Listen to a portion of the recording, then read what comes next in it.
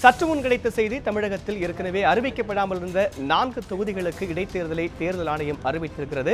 மே 19ஆம் தேதி அந்த 4 தொகுதிகளுக்கும் இடைத்தேர்தல் நடைபெறும் என அறிவிக்கப்பட்டிருக்கிறது. தமிழகத்தில் மற்ற தொகுதிகளுக்கு இடைத்தேர்தல் அறிவிக்கப்பட்ட நிலையில் அரவக்குறிச்சி, திருப்பரங்குன்றம், சூலூர், ஒட்டப்பிடாரம் ஆகிய 4 தொகுதிகளுக்கு மட்டும் தேர்தல் அறிவிக்கப்படாமல் இருந்தது.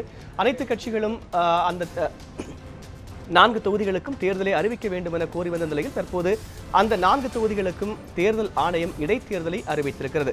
தமிழகத்தில் தற்போது நாடாளுமன்ற தேர்தல் மற்றும் இடைத்தேர்தல் ஏப்ரல் 18ஆம் தேதி நடைபெற உள்ள நிலையில் இந்த தொகுதிகளுக்கு மே 19ஆம் தேதி இடைத்தேர்தல் நடைபெறும் என தேர்தல் ஆணையம் அறிவித்திருக்கிறது. 4 தொகுதிகளுக்கும் இடைத்தேர்தல் அறிவிக்கப்பட்டிருக்கக்கூடிய சூழலில் தற்போது கூடுதல் விவரங்களை நமது செய்தியாளர் டார்வினிடம் கேட்கலாம். டார்வின், தற்போது இந்த தமிழகத்தில் அறிவிக்கப்படாமல் இருந்த 4 தொகுதிகளுக்கு மே 19ஆம் தேதி இடைத்தேர்தலை தேர்தல் ஆணையம் அறிவித்திருக்க தொடர்பான கூடுதல் விவரங்களை நீங்கள் சொல்லலாம். அதாவது தமிழகத்தில் மொத்தம் 22 தொகுதிகள் காலியாக இருந்தன. இந்த தொகுதிகளுக்கு அனைத்துக்குமே தேர்தல் நடத்த வேண்டும் என்று ஏற்கனவே பல்வேறு கட்சிகள் தரப்பில் கோரிக்கைகள் வைக்கப்பட்டிருந்தது. இந்நிலையில் தான் 18 தொகுதிகளுக்கான தேர்தலை வருகின்ற நாடாளுமன்ற தேர்தலுடன் ஏப்ரல் 18ஆம் தேதி நடத்துவதாக தேர்தல் ஆணையமானது தெரிவித்திருந்தது. ஆனால் சூலூர், அரவக்குறிச்சி, திருப்பரங்குன்றம், ஒட்டப்பிடாரம் இந்த 4 தொகுதிகளுக்கான தேர்தலானது இடைத்தேர்தலானது அறிவிக்கப்படாமல் இருந்தது. இதனை அடுத்துதான் இது தொடர்பாக திமுக தரப்பில் உச்சநீதிமன்றத்தில் ஒரு வழக்கானது தொடுக்கப்பட்டிருந்தது. அப்போது அந்த வழக்கில் பொறுத்தவரைக்கும் விசாரணை ஏற்றுக்கொண்ட உச்சநீதிமன்றமானது முதலில் ஏன் நடத்தவில்லை என்ற ஒரு விளக்கத்தை கேட்டிருந்தது. அதற்கு தேர்தல் ஆணையம் தரப்பில் அந்த ஏற்கனவே இது தொடர்பான வழக்குகள், அதாவது சில தொகுதிகளில் தேர்தல் தொடர்பான வழக்குகள் எல்லாம் இருந்தன, அதனால் தான் இது நடத்த முடியாமல் இருந்தது என தெரிவிக்கப்பட்டிருந்தது. ஆனால் அது ஏற்றுக்கொள்ள முடியாது என்று ஏற்கனவே உச்சநீதிமன்றமானது தெரிவித்திருந்தது. ஆனால் மீண்டும் அவர்களுக்கு ஒரு வாய்ப்பு வழங்கப்பட்டது. அதாவது உரிய முறையிலான பதிலை அளிக்க வேண்டும் என தேர்தல் ஆணையத்துக்கு தெரிவிக்கப்பட்டிருந்த போது தேர்தல் ஆணையமானது பல்வேறு காரணங்களை சுட்டிக்காட்டி, அதாவது ஏற்கனவே ஒரு இந்த தொகுதிகளுக்கான தேர்தல் எல்லாம் அறிவிக்கப்பட்டிருந்த நிலையில் மீண்டும் இந்த தொகுதிகளுக்கு மீண்டும் அதே தேதியில் அறிவித்தால் அது ஏற்புடையதாகாது. ஏனெனில் ஏற்கனவே தேர்தல் நடைமுறையானது தொடர்ச்சியாக நடைபெற்றுக் கொண்டிருக்கிறது. எனவே இந்த சூழ்நிலையில் அதை நாங்கள் அந்த தேர்தலை இந்த நாடாளுமன்ற தேர்தலோடு நடத்துவதற்கான நடவடிக்கையில் ஈடுபட மாட்டோம் என்பதை அவர்கள் தெள்ள தெளிவாக விளக்கியிருந்தனர். ஆனால் திமுக தரப்பில் அந்த சமயத்தில் உச்சநீதிமன்றத்தில் உடனடியாக அந்த 18ஆம் தேதியே இந்த இடைத்தேர்தலை நடத்த வேண்டும் என்று நாங்கள் கூறவில்லை. ஆனால் நாடாளுமன்ற தேர்தல் நடக்கும் போது அந்த ஒவ்வொரு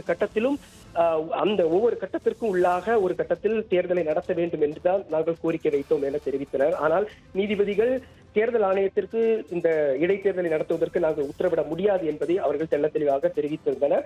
ஆனால் தாமதிக்காமல் தேர்தல் ஆணையம் உரிய காலத்தில் தேர்தலை நடத்த வேண்டும் என்பதை அவர்கள் கருத்தாக தெரிவித்திருந்தனர். அதையும் தேர்தல் ஆணையமானது ஏற்றுக்கொண்டு அவர்களும் ஒரு உத்தரவாதத்தை அளித்திருந்தனர்.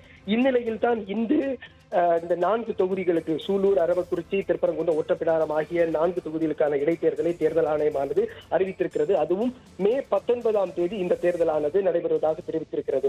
குறிப்பாக இந்த தேர்தலை பொறுத்தவரைக்கும் தேர்தலுக்கான அந்த வேட்பு மனுக்களை தாக்கல் செய்வது 29/4/2018, அதாவது ஏப்ரல் 29ஆம் தேதியிலிருந்து தொடங்குகிறது.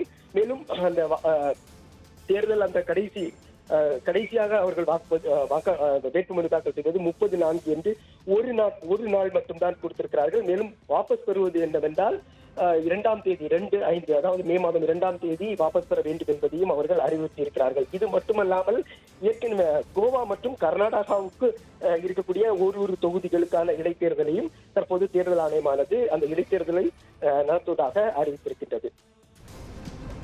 டார்வின், தற்போது தேர்தல் ஆணையம் அந்த 4 தொகுதிகளுக்கு தேர்தலை அறிவித்திருக்க தொடர்பான சொன்னீங்க. இப்போ ஏற்கனவே ஏப்ரல் 18ஆம் தேதி நாடாளுமன்ற தேர்தலோடு சேர்த்து 18 சட்டமன்ற தொகுதிகளுக்கும் இடைத்தேர்தல் அறிவிக்கப்பட்டது.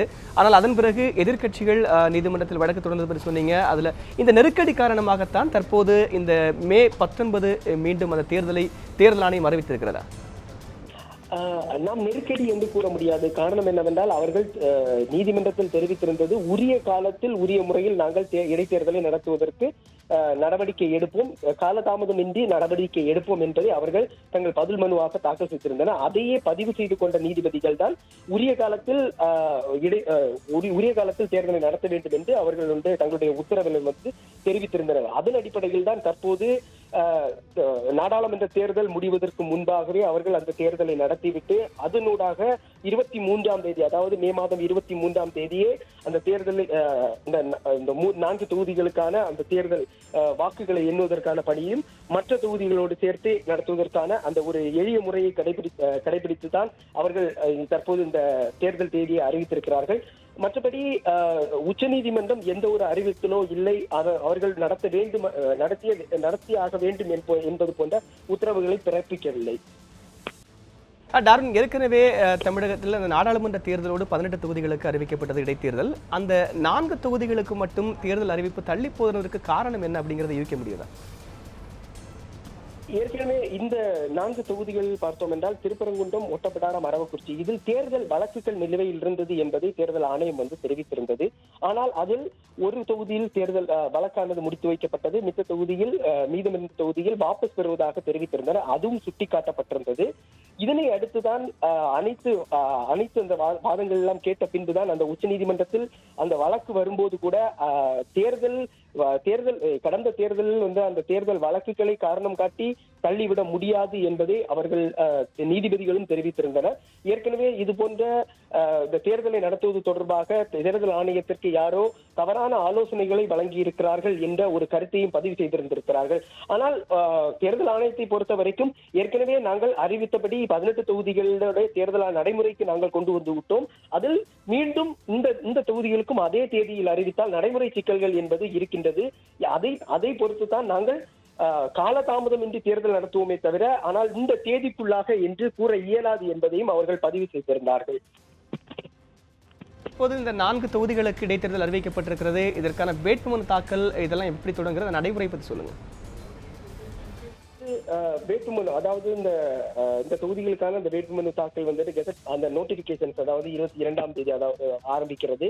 மேலும் கடைசி தேதியாக 29ஆம் தேதி வேட்புமனு தாக்கல் செய்ய வேண்டும். மேலும் வேட்புமனுடைய சரிபார்க்கு 30ஆம் தேதியும் அந்த வேட்புமனுக்களை வாபஸ் பெறுவது என்பது தொடர்பாக மே 2ஆம் தேதி என்று நாட்கள் கொடுக்கப்பட்டிருக்கிறது. மேலும் தேர்தல் தேதியானது 19ஆம் தேதி என்றும், அதே பின்பு அந்த தேர்தலுடைய வாக்கு எண்ணிக்கை என்பது 23ஆம் தேதி நடைபெறும் என்பதையும் தேர்தல் ஆணையம் தன்னுடைய அந்த அறிக்கையில் தெரிவித்திருக்கிறது. தமிழகத்தில் உள்ள 4 சட்டமன்ற தொகுதிகளோடு சேர்த்து வேறு எந்தெந்த மாநிலங்களுக்கெல்லாம் இடைத்தேர்தல் அறிவிக்கப்பட்டிருக்கிறது? தமிழகத்திலுடைய இந்த 4 சட்டமன்ற தொகுதிகளோடு கோவா மாநிலத்தில் இருக்கக்கூடிய பானாஜி தொகுதியிலும், அதே போன்று கர்நாடகாவில் குந்தகோல் என்ற தொகுதிக்கும் தேர்தலானது அறிவிக்கப்பட்டிருக்கிறது. குறிப்பாக பார்த்தோம் என்றால்